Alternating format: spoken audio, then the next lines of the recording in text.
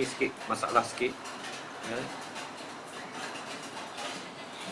Ingatlah masak tadi hari baik.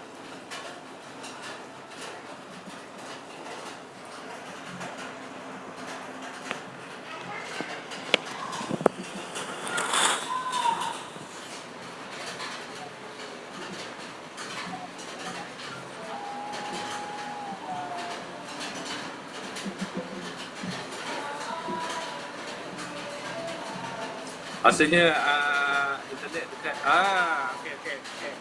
Okey. Okey. Alright, baik. Okey, apa khabar baik? Sihat? Baik, alhamdulillah sihat. Tapi tak reti nak guna benda itu masalah sikit tu. Ya. Faham. Saya pun suka je bayi. Semalam buat live tu tersangkut-sangkut, cuba. Dan last saya terpaksa buat live dekat IG dia. Sebab sekarang ni dia internet, mungkin sebab banyak orang nak isi borang. Borang bantuan tu, jadi semua isi online. Jadi penggunaan internet tu agak ni, jadi dia agak susah untuk nak connect. Alhamdulillah kita dapat juga berjumpa. Okey, baik alhamdulillah. Okey, hari ni bayi kita nak sembang-sembang lah. Kita nak sembang-sembang, Boleh. sembang-sembang santai. Nak dengar perkembangan lah bayi sekarang, tengah buat apa. Kita juga akan sembang-sembang jugalah tentang isu-isu semasa. Isu-isu dekat dengar kata bayi pun ada balik beli barang, harga barang naik. Nanti kita sembang juga bab harga barang ni macam mana. Boleh bayi kan? Okey, insya-Allah. Okey, kepada semua penonton yang baru saja live bersama Tok Ayah hari ini, lagi sekali Tok Ayah ingin perkenalkan tetamu Tok Ayah pada hari ini adalah Sabri Yunus, seorang pengarah, seorang pelakon, seorang komedian juga. Tapi ramai di antara kita yang tak tahu bahawa Sabri Yunus ni juga adalah seorang pelukis. Dia ni truly artis lah, seniman. Seniman sejati, bukan seniman jadi di sana. Okey, sorry. Keluar topik sekejap. Ini dia real seniman. Bakat Awayi ni banyak sangat. Memang banyak sangat. Dan untuk hari ni saya nak sembang-sembang santai dengan Abang Yi lah, nak tanya sekarang ni apa projek Abang Yi? PKP ni adakah sedang menulis skrip ke, ada cerita baru ke? Boleh share sikit lah dengan penonton-penonton kita.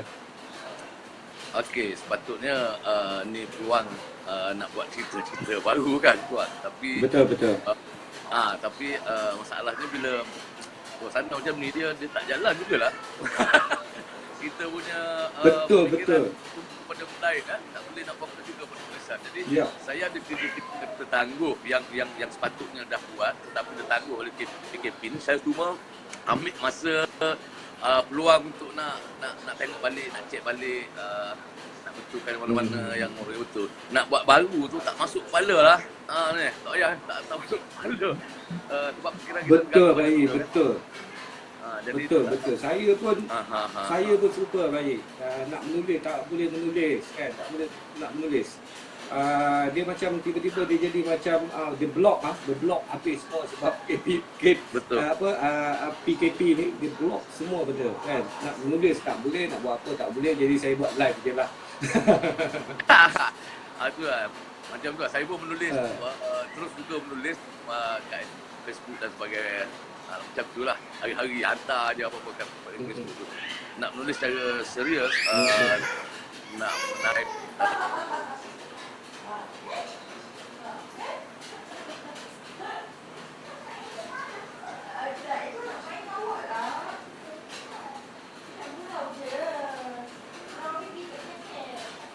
kita ada ni sikit gangguan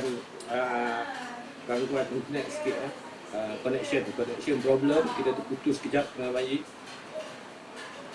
Dia bukan terputus dengan bayi, dia telah ni loading. So dia sebab internet slow lah, saya rasa banyak orang pakai. Macam saya cakap tadi lah.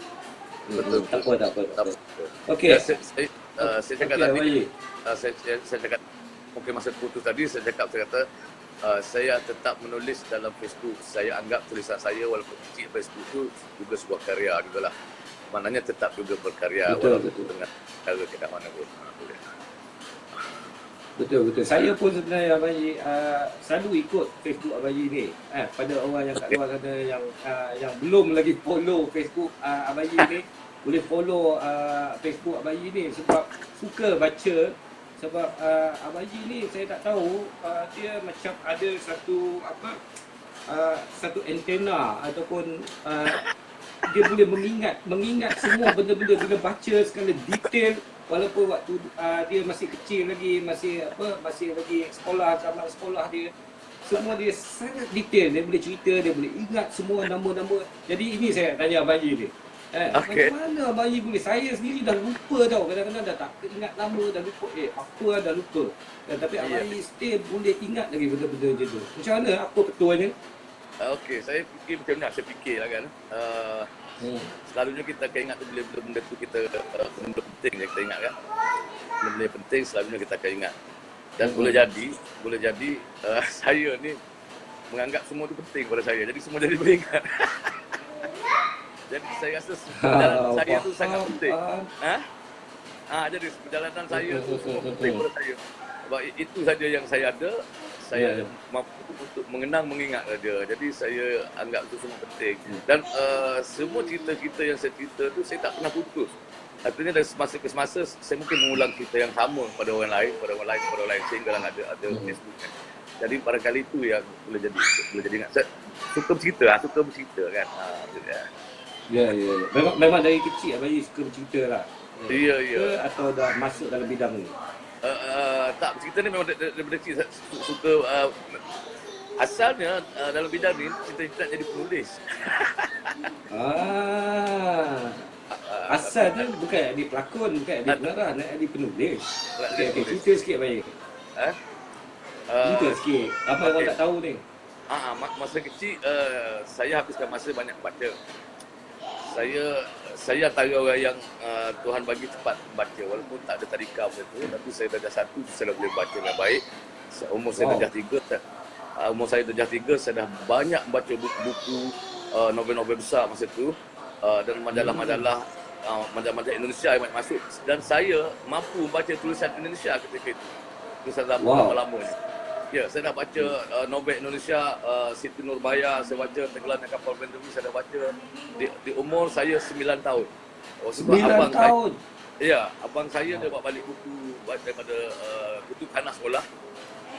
Dia tak ada fikir, dia bawa balik buku, dan saya menghabiskan buku-buku dia. Jadi di situ saya banyak baca majalah, buku Ramli, Abdullah Husin tulis Gegak Derita tu, saya dah habis masa umur tu.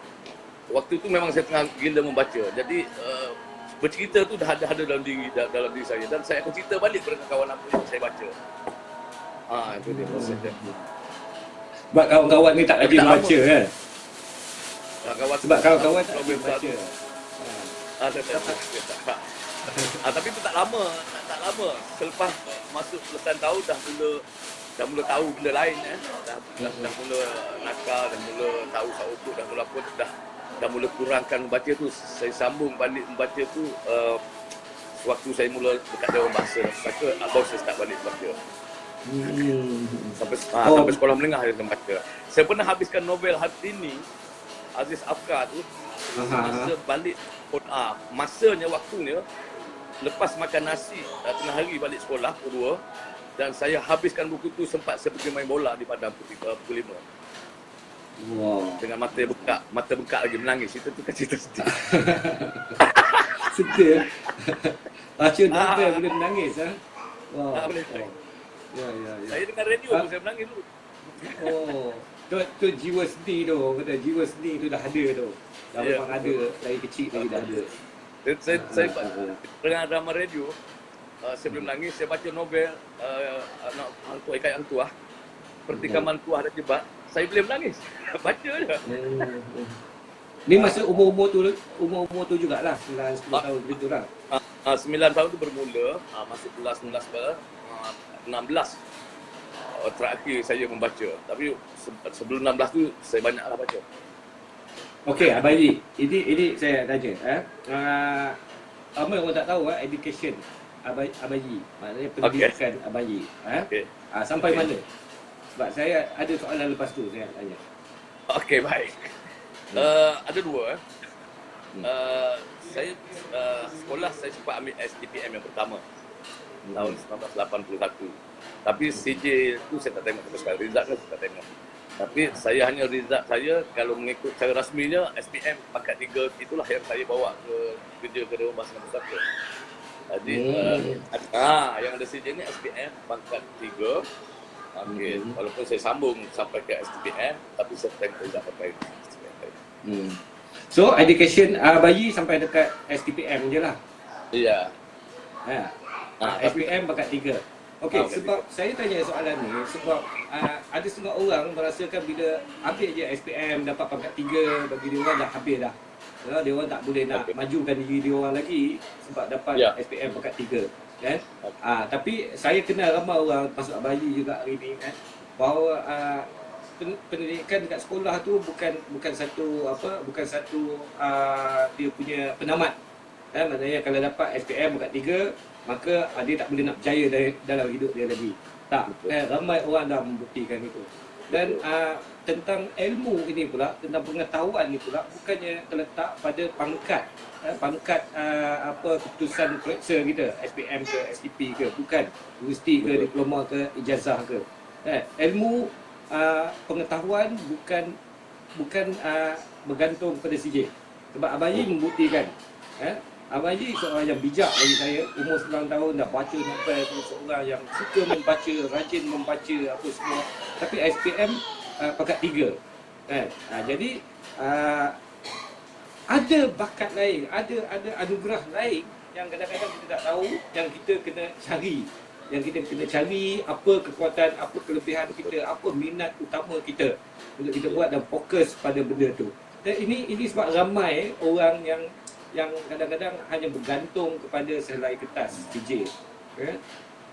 Jadi saya rasa saya banggalah dengan Abang Haji ni dan saya sangat respect dengan Abang Haji kerana walaupun pendidikan tak ada diploma, tak ada degree, tapi Abang Haji seorang yang bijaksana. Itu saja ulasan saya tentang tadi itulah. Okey. Macam mana Abang Haji boleh masuk DBP ya? Ada orang masa sebab dulu Abang Haji Baik. Dia macam ni cerita dia. Saya masa tu tengah kosong kan, tengah habis sekolah. 82 tu saya mula kosong kerja merata pergi ke Singapura dan sebagainya, kerja kontrak. Jadi bila saya balik rumah, ada satu borang yang adik saya DC1, adik saya tunggu result SPM, perempuan. Ada saudara bawa balik borang kerja Dewan Bahasa Pustaka, adik saya jatuh, dia tak boleh isi banyak, dah layakkan satu je jadi beritahu. Satu borang yang lebih lagi saya ambil, saya pun ada tengok di situ ada jawatan penolong pelukis. Dan pelukis, saya masuk penolong pelukis sebab pelukis tak layak, saya tengok syarat-syarat tak layak, pengalaman tak ada. Jadi daripada situ, itulah borang pertama kali dalam hidup saya isi. Saya tak pernah isi borang kerja, saya isi borang kerja dan Alhamdulillah saya dapat panggil ujian, dapat lulus ujian, lulus temuka, saya pun datanglah ke Dewan Bahasa dan Pustaka. Itu secara tak langsung, saya tak pernah minta, saya tak sedar dan saya tak pernah fikir pun. Tiba-tiba borang ada di atas meja kat rumah. Rezeki. Dan maknanya Abang Haji memang dah pandai, dah kira melukis waktu sekolah lagi? Ya, saya rasa saya masih bernasib baik. Kalau berjalan tu saya minat dengan lukisan. Jadi dengan lukisan itu sajalah yang mencampakkan saya ke Kuala Lumpur. Jadi memang saya melukis kat rumah, kat sekolah. Saya aliran sains, SPM saya, yang pertama saya aliran sains. Tapi saya ambil saya tolak satu mata pelajaran iaitu fizik, sains, tak ambil, saya ambil lukisan. Dan saya melukis. Jadi dengan lukisan lah, saya dah awal-awal lagi saya dah yakin melukis dan menulis antara benda yang saya minat lah. Tapi pilihan saya nak sebab pengaruh dengan tulisan-tulisan lukisan ni tak banyak mempengaruhi kita kan. Tapi artinya melukis yang menghantar saya ke Dewan Bahasa dan Pustaka, yang saya akan berjumpa dengan lebih banyak lagi penulis-penulis dari ramai pada pelukis yang saya kenal. Betul, dekat DBP kita tahu dulu kat DBP ni memang orang kata orang panggil lubuk sastrawan kan, seniman semua dekat situ. Betul. Ya. Betul. So audition ketika tu maknanya tak bayi melukis maknanya proses untuk masuk bekerja di DBP ni. Ya.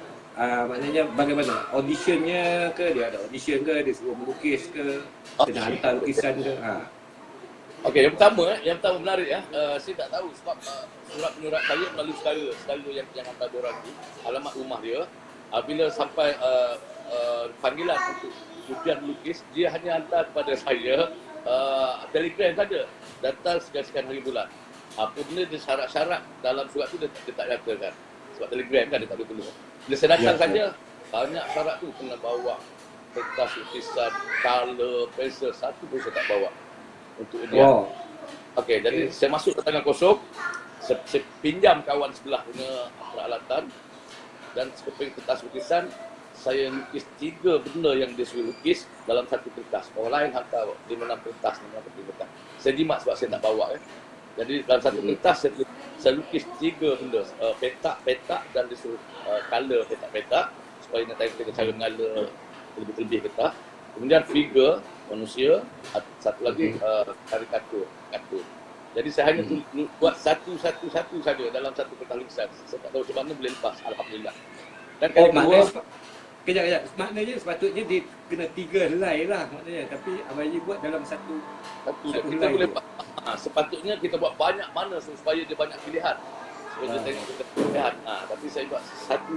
Jadi dia tak ada pilihan lain. Hanya satu saja, tiga yang disuruh lukis, ada 3 betul, dia tak ada pilihan nak dari daya lain. Tapi alhamdulillah lah, lulus. Kemudian dipanggil juga temuruga, macam juga temuruga, saya dapat telegram, panggil temuruga. Saya pergi rupanya disuruh minta bawa sijil, bawa hasil-hasil kerja kita yang selama ini. Jadi semasa temuruga saya tak bawa apa pun. Sijil tu dah ada masa hantar isi borang tak ada. Semua hasil-hasil kerja saya tak ada. Saya pinjam semasa dia temuruga orang lain, saya keluar. Saya lukis apa kat luar, kerusi, meja, orang duduk menunggu giliran, saya lukis. Jadi itu yang saya buat masuk dalam masa 3 tu. Okay, alhamdulillah jugalah. Alhamdulillah. Saya lepas dan akhirnya saya ditulis lah pada bahasa. Tapi rupanya bila saya jejak masuk saja baru saya lupa sebenarnya kan. Selalunya pula macam juga berlakon pun tak tahu apa, meredah je. Lepas tu baru lupa kan. Apa tu dalam lukisan tu. Saya masuk baru saya pernah lukis siapa lukisan siapa punya apa ni, teknik ni siapa punya, pelukisnya mana, sejarahnya macam mana, baru kita dapat belajar daripada situ. Dalam masa yang sama, tak lama kan, saya bila dengan teater pula. Kegilaan tu pula berlaku pula. Sebelum pergi situ, maknanya saya nak tanya, okey, Bayi masuk sebagai pelukis, jawatan pelukis di DBP. Dan macam mana pula Bayi boleh masuk dalam bidang lakonan ni pula? Daripada pelukis ke dunia lakonan. Ramai orang tak tahu ni Bayi. Ramai orang tak tahu. Kena share. Masa tu kat Dewan Bahasa, ada sebuah kumpulan teater yang sangat aktif. Kumpulan teater di bawah Zafar Arifin, Tuan Jaafar, Osman Hazanuddin. Ya. Nama besar dalam teater. Dan sudah ada kumpulan teater di situ. Jadi Osman Zainuddin yang tengok dia, kita kaki borak kaki Yusuf Wahha, tapi dia kata aku tengok kau ni boleh berlakon ni. Saya anggap je lah orang. Masa tu kita punya konsep apa yang orang kata kita boleh buat, kita kata ya. Jadi boleh berlakon, boleh. Dia bagi pergi memang kawan-kawan pun memang minat dah ada daripada awal kan. Dari awal jadi senang lagi kita masuk dalam gelanggang dia tu sebab minat dah ada. Kita dah minat kita tunjuk bukan sekadar berlakon, kita tunjuk minat-minat yang lain juga. Jadi mudah kita rapat dengan nama-nama yang saya sebut, nama-nama besar tadi tu. Belajar dari dia orang juga. Ya. Jadi hari-hari nopal lagu, duduk bawah lagu dia orang. Jadi dia nampak kita minat, jadi banyaklah yang kita dapat daripada dia orang. Lebih banyak di luar daripada di atas kertas lah. Ya, betul. Maknanya kita akan lagi banyak belajar di luar. Maknanya sebab ada banyak orang tu tanya macam mana dia pelakon, kan. tanya saya macam mana. Tapi siapa yang dengar live ni, maknanya itu Abang Yi dah ajar cara-cara dia macam mana. Terlibat dulu and then belajar improve diri kan untuk ni. Okey Abang Yi, boleh saya tahu teater pertama lah kena Abang Yi. Dan ceritakan sedikit pengalaman waktu buat teater pertama. Okey. Teater pertama yang saya shoot tu hari-hari terakhir orang seniman tu adalah teater pertama saya. Kemudian yang kita buat televisi tu hari-hari terakhir. Hari-hari terakhir seorang seniman. Ya. Yang kita shoot itu adalah hari teater yang pertama saya. Asalnya macam ni, Osman Hazanuddin yang nak buat teater tu, yang diarahkan masa tu mengarah dan menulis skrip. Jadi Osman Hazanuddin panggil saya pergi watak mak dulu, watak budak tercakal tu. Watak yang Amirul Effendi bawa kan? Amirul Effendi bawa tu. Saya pergi. Bila saya pergi, rupanya tak tahu macam mana ditukar kepada Tan Sri Johan Jaafar yang ambil alih. Jadi bila Johan Jaafar ambil alih, dia ubah skrip dia, skrip yang lain dan dia memilih pelakon-pelakon yang lain. Jadi dia sudah pilih arwah Ahmad Busu tu. Jadi saya tak tersingkir, tak ada langsung watak saya. Tapi oleh kerana Osman Hazanuddin dah bawa saya, jadi Johan Jaafar barangkali tak ada pilihan atau lah saya terus. Saya pun dah malu, orang dah tahu semua bahagian saya nak pergi berlakon Osman. Jadi saya terpaksa juga pergi. Dan ada satu watak Tok Selampit tu, Pak Hasan muda, watak Pak Hasan muda, alter ego Pak Hasan tu, sudah diletakkan kepada arwah Wan Yusof Hassan. Wan Yusof Hassan ni adalah pelakon Johan Jaafar yang pernah berlakon teater Johan Jaafar yang sangat hebat. Pelakon favourite dia lah maknanya. Apa favourite dia? Okey. Jadi Johan Jaafar minta cuma barangkali dia nak test je. Nak cuba-cuba je. Kau cuba baca tempat Wan Yusof. Okey. Saya tahu saya gagal dah. Bila saya baca dia, saya akan kata, oh saya gagal. Tapi bila saya baca, cara baca Selampit tu, saya lebih bertenaga pada Wan Yusof. Saya bagi lebih energi pada Wan Yusof dan petang itu confirm saya pegang watak tu. Oh, Abang Yi ambil watak Wan Yusof tu? Ya. Watak yang sepatutnya Wan Yusof bawa tu, Abang Yi diganti Abang Yi. Habis macam mana hubungan tu? Kita tahu kalau sekarang macam tu dah gaduh dah, maksudnya dah jadi ni dah. So macam mana tu? Saya tak tahu masa begini. Saya kebetulan Wan Suasa masa itu walaupun dia staf dewan tapi dia sedang belajar di UM, sambung belajar. Kadang-kadang bila Johan kata Sabri watak tu, dia pun dengan redha tak ada masalah. Ataupun mungkin dia terlepas beban dia sebenarnya, dia nak kata tidak, mungkin tidak boleh. Jadi saya betul lah. Jadi saya betul-betul apabila saya baca tu, saya tahu tenaga saya lebih pada Wan Yusof sebab dia buat dulu. Kalau saya buat dulu mungkin jadi lain lah. Jadi saya dengar dia buat dulu dan saya ni saya lebih pada dia. Pada saya tahu.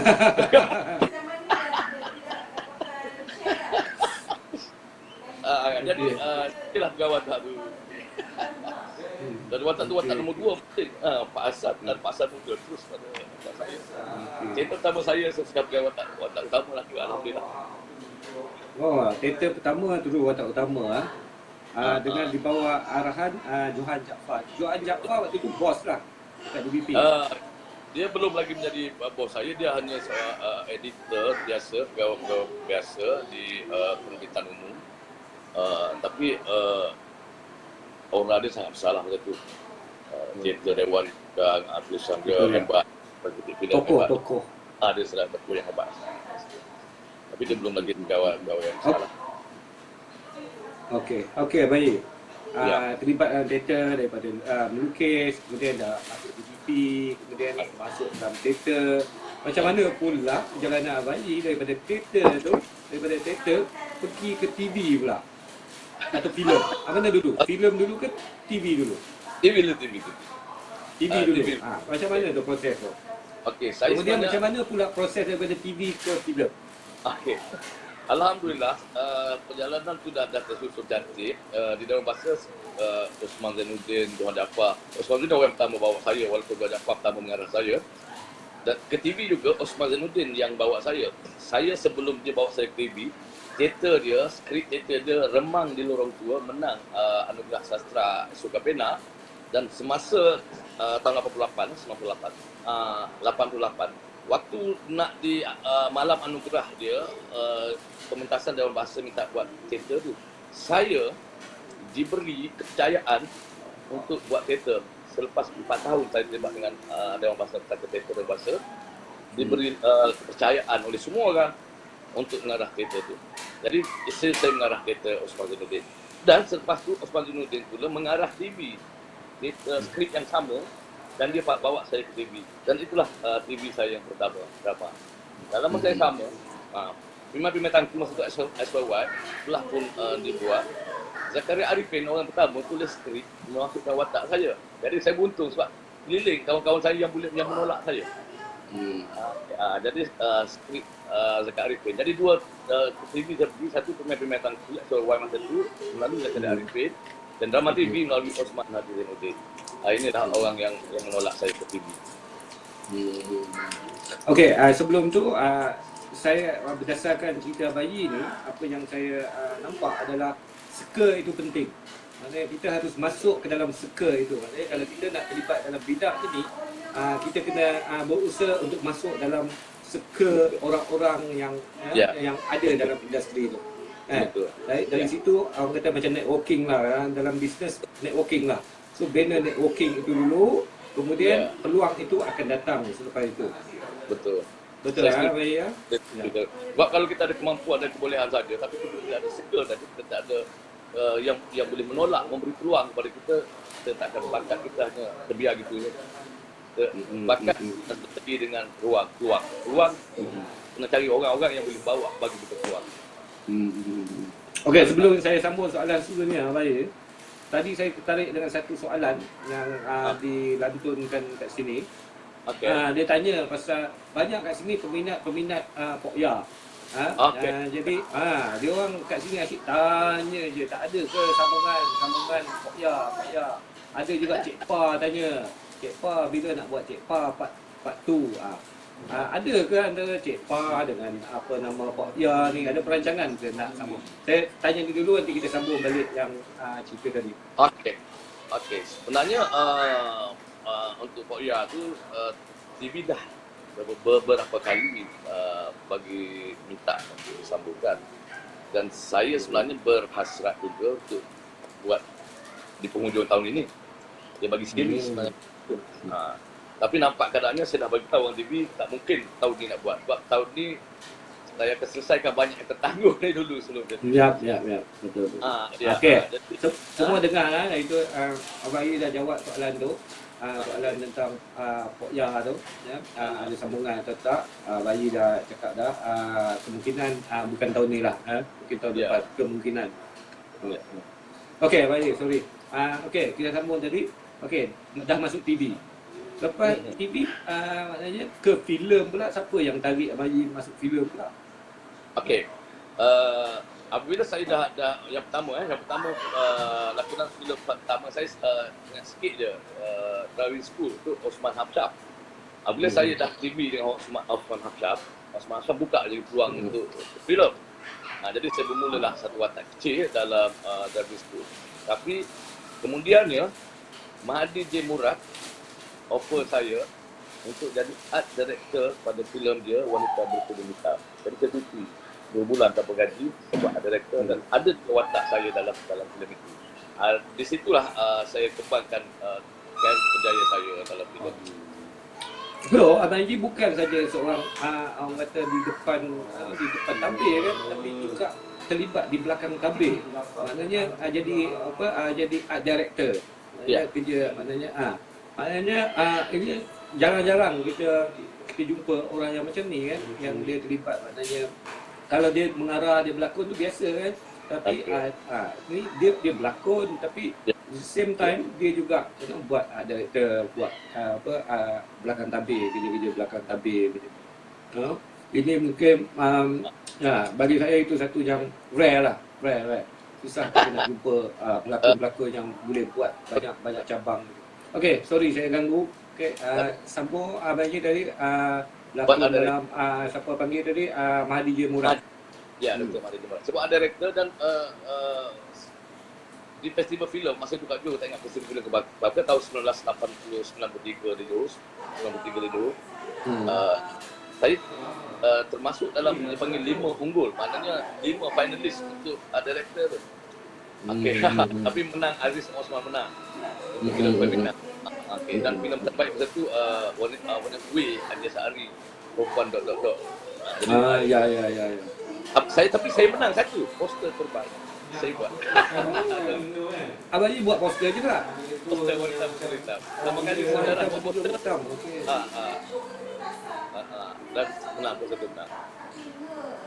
Dan selepas tu bila arwah, kalau ingat penyanyi kita itu Ahmad Yassan nak buat filem, satu filem apa nak buat dia, malam apa ni, malam yang apa, dia panggil saya untuk buat. Dia saya kata, saya minta maaf, saya dah seri. Saya tak teruskan. Yalah, tunggu. Kita pun faham kerja kru ni bukan mudah kan. Director apa semua, kalau dalam production ni department lah yang paling susah sekali kerjanya kan. Dan selalu nak kena orang panggil, kalau tak maki pun maknanya dia macam ni lah, orang macam dia bukan pandang rendah tapi macam selalu digegas-gegaskan. Production ni selalunya yang kena bahan selalunya department lah kan.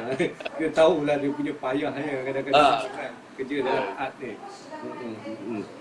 Okey, Abang Haji, selanjutnya okey, dah berlakon TV, berlakon teater, berlakon TV, berlakon filem, kemudian start mengarah. Bila Abang Haji start mengarah dan macam mana boleh masuk dalam dunia pengarahan pula? Okey. Baik. Saya tahu lah, macam mula saya mengarah ni pun saya tak sengaja sebenarnya untuk ayahnya. Saya tak nak fikir sebab yang pertama kita tak fikir, yang kedua tak ada orang berani tu nak offer kita kan. Jadi kita biar saja. Tetapi tiba-tiba satu ketika tu Tan Sri Luan Dapat masa tu suruh bantu saya, anak dia buat production house buka kan. Tak kita dengan lain je. Itu yang semula kena Sanggup Beracun. Sanggup Beracun tu saya buat cerita dan saya asalnya nak suruh pengarah lain tapi penulis lain buat. Penulis skrip lain buat. Tapi bila dia buat, penulis skrip lain buat, saya rasa tak sampai apa yang saya nak kepada saya. Jadi saya buat sendiri. Dah bayar dia 2,000 dah, tak salah lah buat sendiri. Tapi bila saya buat sendiri, kata PN pasal dia, kata buat sendiri, bila lagi kau nak mengarah sendiri, inilah peluangnya. Daripada situlah saya tak okey juga. Boleh tanya, tapi saya bagi syarat kepada dia, aku nak semua yang terbaik. Memang yang buat air sekalipun. Pelakon tak boleh jaga diri. Jadi itulah pelakon yang saya panggil Era Fazira dan juga Tok Ayah. Sebab saya cari Nama Tamron tu. Abang Haji panggil Tamron, bukan panggil Tok Ayah. Okey. Lepas tu situlah mulanya kan. Kerja mengarah tu melalui filem Sanggup Beracun lah. Ya. Tapi Sanggup Beracun juga, walaupun buah tangan Abang Haji yang pertama dalam directing, Sanggup Beracun menang Best Teddy dan juga Best Director dekat Anugerah Screen 2012. Betul Abang Haji? Betul. Tahniah Abang Haji, walaupun pertama kali buat terus dapat, itu pun jadi satu beban juga kan Abang Haji kan? Ya. Alhamdulillah dia jadi satu. Ya. Dapat 4 anugerah tu, alhamdulillah. Dia dapat Best Drama, Best Pengarahan, Best Script, Best Fotografi. Alhamdulillah lah. Dia menjadi satu menang, tapi kemenangan tu sebenarnya menjadi satu beban. Ya, beban. Faham. Tapi alhamdulillah lah, saya dapat masuk letak kaki yang pertama tu, sudah maknanya orang boleh terima, dan itulah yang menggerakkan sampai sekarang. Alhamdulillah. Okey Abang Haji, itu kita tutup dulu bab tu ya. Kita buka bab sekarang lah, isu-isu sekarang ni ya. Saya baca Facebook Abang Haji semalam ke kemarin ada post tentang beli bawang harga mahal. Ya ke saya?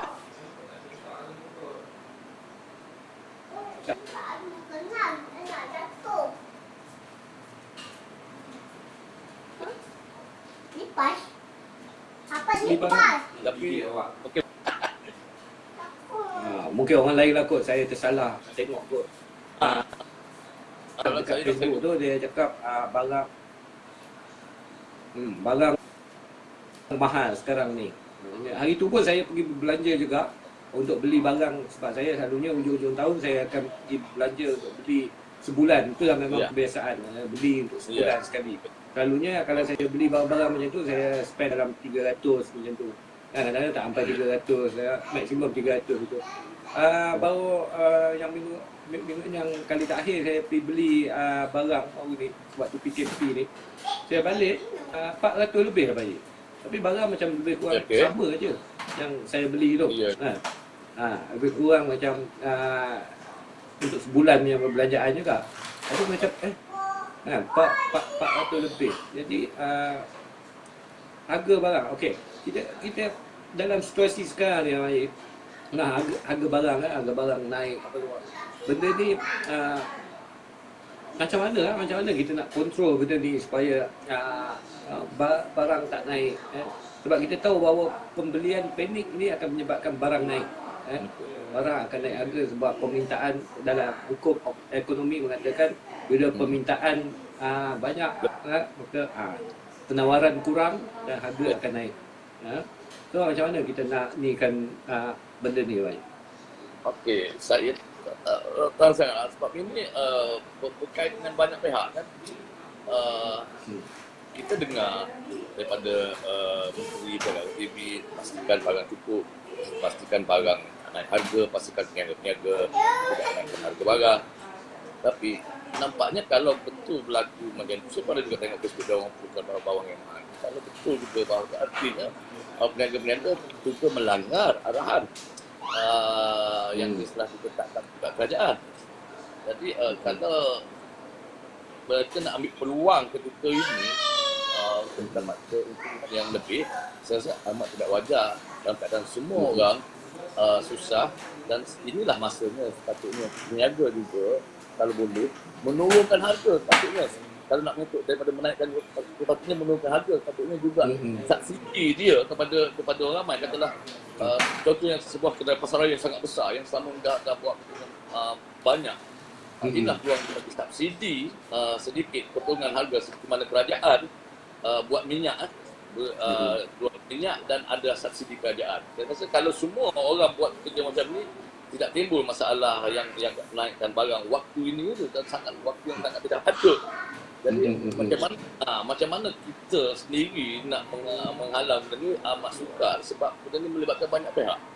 Ya, betul. Ya, kita boleh saja sebagai pembeli dalam satu negara yang lain, boleh saja kita boikot cara beli barang dia. Tetapi dalam keadaan sekarang ni, kita juga tak boleh nak boikot, itu jadi barang perlu. Ya. Sangat sukar. Jadi apa yang saya fikirlah, kerajaan harus bertugas kepada peniaga seperti mana bertugas kepada orang-orang yang melanggar arahan keluar di jalanan. Bukan saja bertugas. Maknanya tindakan harus diambil, pantauan harus dilakukan. Maknanya mungkin sekarang ni banyak pihak berkuasa sibuk dengan isu virus ni, so dengan PKP apa semua, so diorang mungkin terlepas pandang benda ni kan. Jadi kita harapkan juga maknanya pihak berkuasa untuk pantau harga-harga barang ni lah. Maknanya pastikan yang diorang tak jual lebih daripada harga pasaran yang sebenar kan. Dan kita juga saya melihat bahawa kita juga harus bijak dalam berbelanja. Maknanya kalau kita tak berpusu-pusu serbu beli banyak-banyak sampai dekat rak tu habis licin dekat rak tu, saya rasa diorang tak ada alasan untuk naikkan harga. Betul. Tapi kita juga kena mainkan peranan. Maknanya kita beli barang tu jangan terlalu, orang kata apa, macam dunia nak kiamat lah. Bila kita membeli macam dunia nak kiamat ni kan, semua benda kita nak penuhkan troli, maka pihak peniaga akan naikkan harga. Betul. Okey, selain pada itu saya juga nak menyentuh isu yang tentang kebalahan sekarang ni kan. Kebalahan antara sebahagian artis dengan netizen. Dia orang tengah berperang sekarang ni. siap ada kempen untuk boykot artis-artis tertentu lah, apalah semua benda-benda ni kerana statement-statement yang keluar apa semua tentang isu bantuan apa semua. Macam mana pandangan Abang E terhadap situasi ni? Maksudnya pertelingkahan antara netizen dalam keadaan kita PKP ni nak bergaduh lagi tentang isu-isu ini. Dan apa pula nasihat Abang E lah? Okey. Saya sebenarnya barangkali antara orang yang paling lambat sekali mengikuti cerita. Saya tak ambil peduli pun tetapi bila makin lama makin banyak sehingga ke Facebook saya pun masuk ke usul-usul macam ni. Saya rasa alamak ni sudah tak patut ni. Saya melihat bahawa barangkali artis yang dikatakan memulakan benda ni kan, dia berniat yang tidak baik, tetapi barangkali tersalah langkah, tersalah waktu, masa saja, tersalah cakap sebagainya. Tapi benda tu sudah menjadi isu pada artis yang lain. Jadi puncanya artis sama artis yang memulakannya baru timbul pada netizen. Jadi jadi saya melihat dari sudut saya pribadi, kedua-duanya adalah tidak patut. Masing-masing ada kesilapan pada masing-masing. Walaupun niat yang baik tapi perkara yang salah tetap juga dilihat tidak baik kan. Niat perkara yang tidak betul, suasana yang tidak betul, mungkin jadi salah. Dan satu lagi pihak artis terus menyerang kan. Tidak ada masuk serangan corak pribadi kalau kita dapat kan. Dan isu besar, isu artis lagi. Tapi itu sudah bagi isu pribadi, nampaknya gitu. Jadi rata-rata ni adalah orang muda. Rata-rata ni adalah orang muda yang saya tak nampak kematangannya tinggi mungkin ada tinggi. Okey. Jadi kepada yang dah matang saya tak nampak ni macam tu. Satu kali. Satu kali ada kesilapan juga apabila kita dalam keadaan susah. Macam mana netizen tak melenting apabila kita, saya tahu lah, ni saya peribadi, apabila kita memohon untuk nak minta nafas tadi tu, perkataan khas kata yang menyebabkan menjadi soal kita nak sama artis, netizen tak peduli sangat. Tetapi bila kita minta dana khas yang menjadi persoalan pada kenapa perlu khas, kenapa harus special, kenapa harus ada layanan istimewa Okey, kalau kita masakan kita selama istimewa sebagai artis kan, dah rasa dah istimewa selama ni, memang dah istimewa dah selama kan, dah istimewa dah. Ada setengah artis yang sangat istimewa. Sangat istimewa, dah cukup istimewa, dah cukup dah istimewa tu kan. Jadi nak lagi memerlukan keistimewaan waktu ini, memanglah akan menimbulkan keresahan, kemarahan pada orang ramai. Kalau dah suasana biasa, mungkin tak, aku susah juga orang ramai seperti itu. Kalau saya di pihak netizen, aku susah juga sekarang ni, apa kau nak istimewa, kau nak special kan. Jadi itu satu persoalan yang saya rasa tidak perlu artis kita terlalu awal. Semua susah, dalam 1 minggu susah. Belum berlanjutan lagi, semua berlanjut lagi. Dalam 1 minggu ni masing-masing lah. Tapi kalau dah mula, betul barangkali mereka cuba nak perjuangkan. Namun tadilah harus hati-hati. Benda ni sangat nipis. Antara baik dengan tak baik ni sangat nipis lah benda tu. Dilihat baik dengan tak baik. Dan sangat nipis. Jadi sangat perlu berhati-hati. Jadi kalau boleh saya katakan, boleh tenang. Saya percaya kita ada banyak kesatuan, kita ada banyak orang-orang dalam kesatuan yang mampu untuk membantu ahli-ahli bersama sendiri. Ini dulu. Ya, ini pasal membantu ni, ada juga kalangan artis kita macam saya tengok dekat Facebook tu ada Man Raja Lawak. Okay. Dia mau menyumbang sebahagian daripada kemenangan dia dalam MLM tu kepada siapa yang memerlukan. Iaitu kalau tak silap saya, dia peruntukkan 50K, 50,000. Betul. Kalau tak silap saya, yang saya baca tu lah. Saya tak pasti sama dia dapat 50,000 atau dia nak share 50,000. Tapi apa yang penting adalah dia nak share rezeki dia dengan netizen. Maknanya jangan kita pukul semua rata lah artis ni. Maknanya semua artis ni nak hak istimewa, pentingkan diri sendiri. Ada juga artis-artis yang menyumbang. Macam siapa lagi baru ni turut bagi sumbangan. Banyak yang bagi sumbangan keuangan. Johan. Mak Raja Lawak, kemudian yang terbaru ni dia bagi pada Poftima Zizan, siapa yang bagi pada ni yang 300 sorry ini Johan Raja Lawak ya. Johan Raja Lawak juga kan Rosamno dan ada. Jadi ya, ada Datuk Rosamno. Ya. Betul. Jadi saya bertenanglah untuk dua pihak lah. Netizen juga tenang. Agak netizen boleh maaflah ketelanjuran artis yang mungkin ada kedesak pending pengepinga tak pernah berlaku macam ni, mungkin dia terkeluar lah dia pengalaman tadi. Anggaplah macam ni. Gini je. Saya selalu cakap macam ni lah. Anggaplah orang baru belajar bersikap, dia akan langgar bila dia pandai kan. Dia anggap macam tu je lah. Jadi artis muda ni kena je dia terus. Dia bukan untuk dia sebenarnya. Ada setengah kali dia bukan dia untuk pihak orang lain. Jadi artinya dengan berniat yang baik untuk membantu pada orang lain yang lebih susah. Dia orang tu tak susah. Dia orang tu tapi cara dia mungkin silap. Dia mungkin silap. Dia mungkin kesalahan. Jadi saya harap dan dia akan kata jangan pakai senarai berapa banyak nak boycott ini. Tadi satu orang masuk ke Facebook saya, boycott ni saya sedikit terus. Saya kata jangan campur dalam hal ni dalam saya. Sama. Saya pun sama pandangan, sama pendapat dengan Abang Haji juga. Maknanya keadaan kita tak pernah ada pengalaman yang macam ni. Semua orang tak ada pengalaman berdepan dengan situasi ni kan. Dan kadang-kadang ada yang terlebih overreact terhadap kejadian ni kan. Jadi kita tenang-tenang aja. Ya. Okey Abang Haji, sekarang kalau ada apa-apa yang Abang Haji nak tambah ke, apa yang Abang Haji rasa nak pesan kepada peminat Abang Haji kat luar sana, untuk kita ada lagi lebih kurang seminggu 10 hari lagi, tak silap saya kita ada lagi 10 hari lagi untuk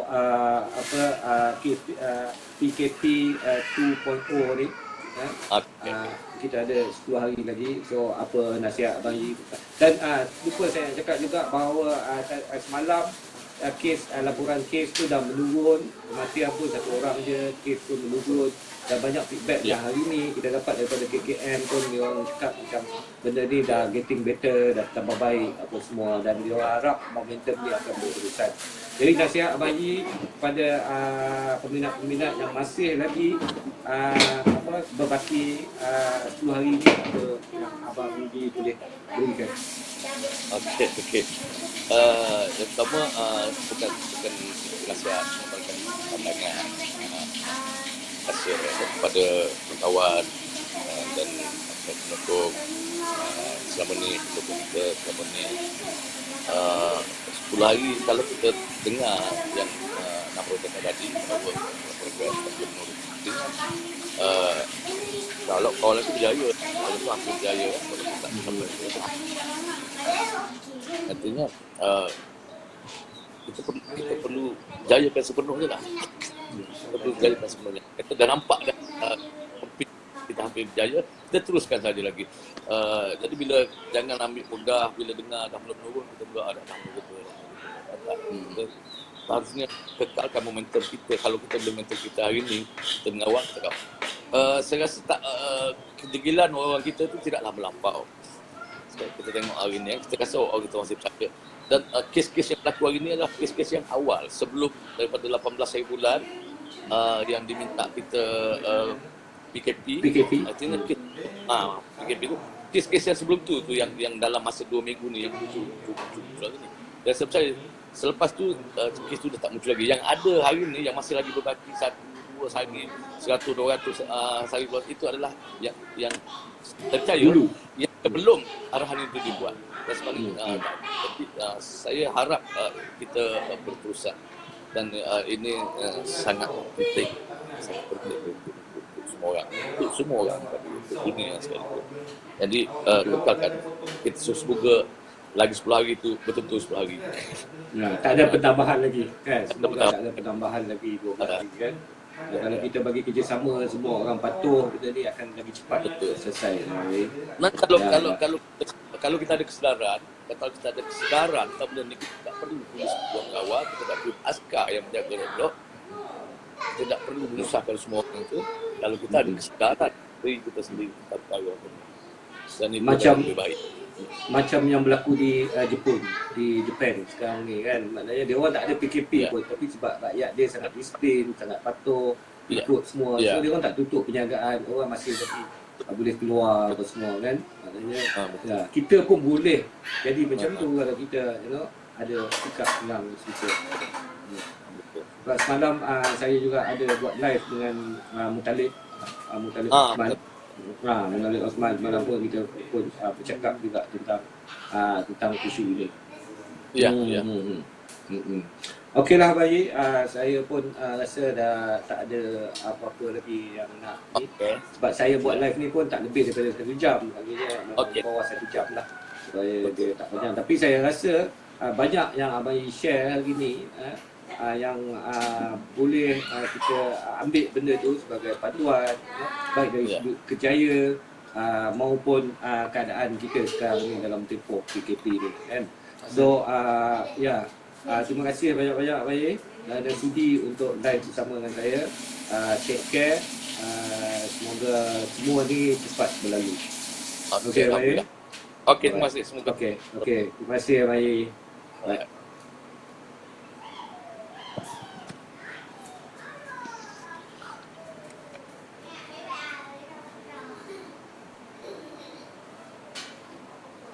Alright. Itu tadi bersama dengan Abayi Sabri Yunus bersama dengan Tok Ayah hari ni. Terima kasih Tok Ayah ucapkan pada dia banyak pengajaran, panduan yang dia berikan pada kita. Jadi poin-poin Tok Ayah boleh ni kan balik apa poin dia cakap tadi. Macam kalau isu artis tu maknanya Abayi pesan supaya kita tak payahlah panjang-panjangkan benda ni. Kita cuba untuk memaafkan, minta maaf, dan orang yang rasa tersinggung memaafkan. Kita kena sama-sama, kita kena bersatu. Kita jaga kita kan. So maknanya jangan biarkan isu-isu dalaman ni memusnahkan diri kita, society kita. Kita harus be strong, kena kuat. Dan Bayi juga tadi ada berkongsi tentang pengalaman dia untuk masuk dalam industri ni. Jadi pada orang yang banyak tanya Tok Ayah macam mana nak berlakon, harap boleh ambil benda ni, pengalaman Bayi share tadi tu, gunakan sebaiknya. Maknanya untuk masuk dalam bidang ni, maknanya kita harus berada di dalam suka tu. Masuk dulu ke dalam suka tu. Bila kita dah masuk dalam suka tu, semuanya akan jadi lebih mudah. Tapi memang satu cabarannya agak besar untuk menembusi suka tu. Maknanya kita kena buktikan bahawa kita layak untuk masuk dalam suka tu, dan selepas tu semuanya akan jadi lebih mudah. Dan apa lagi yang tadi Abang Adil tentang PKP ni, kita kena teruskan lagi bertabah, kita duduk kat dalam, jangan nak dalam rumah, jangan nak keluar-keluar lagi sebab momentum kita pun dah turun, dah rendah. So kita harap momentum penurunan kes-kes ni akan berlanjutan dan kita akan jadi memudahkan kita lah untuk bebas daripada perintah kawalan pergerakan ni.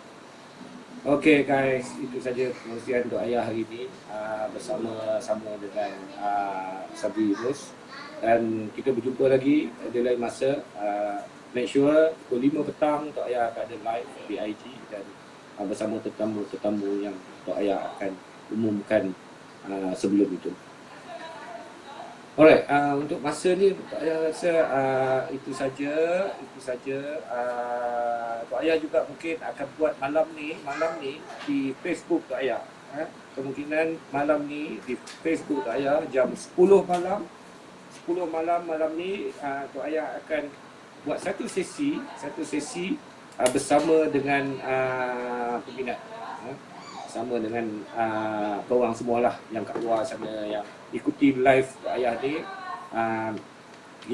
Tok Ayah akan menerima request untuk live bersama dengan Tok Ayah, untuk berkongsi apa-apa cerita dengan Tok Ayah. Malam ni jam 10 malam kita borak-borak bersama tentang isu semasa dan apa-apa saja soalan. Okay, see you. Terima kasih. Assalamualaikum.